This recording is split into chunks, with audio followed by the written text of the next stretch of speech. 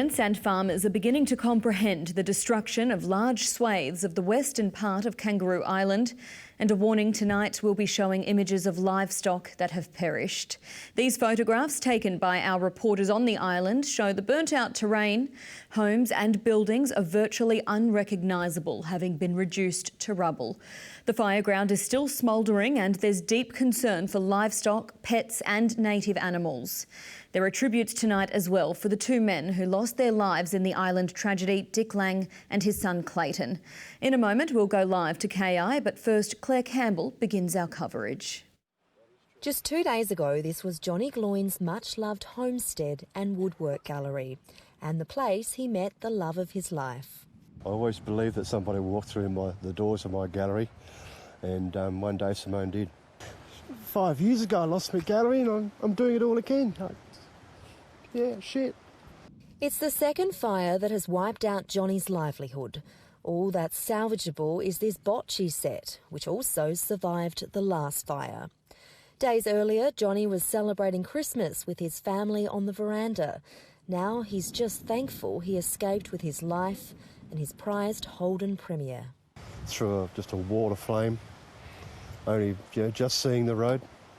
Sometimes I didn't, sometimes I did. So when he texted me, come and get me in Pandana, was the best text I had for a long time. Sadly, the loss of homes and income is all too common across Kangaroo Island. Fire has scorched a third of the island, and while the number of houses that have been destroyed is still being assessed, it's almost certain to be huge. Most of the homes which have been destroyed belong to local farmers who've been battling the fires on Kangaroo Island for more than 2 weeks. But the ferocity of the fire on Friday was just too strong, meaning they could do nothing to save their own homes. Islander Lily Brewick lost her newly renovated house and month-old shearing shed. Stock losses could run into the thousands. Most of our sheep have died, or we're disposing of them. Despite losing everything, most farmers have not stopped. They're still putting out spot fires or turning their attention to the heartbreaking but necessary clean-up. It's quite emotional, just picturing what they've gone through, and it's been a bit of a rough ride, but we're still alive. Kayleen Graham's extended family lost 4 homes in the ferocious blaze. It's a matter of where do you put this and what do you do with it, so, Yep, we'll get through this.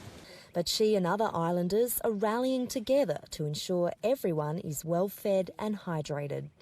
For a community that has lost so much, it's strongly determined to bounce back.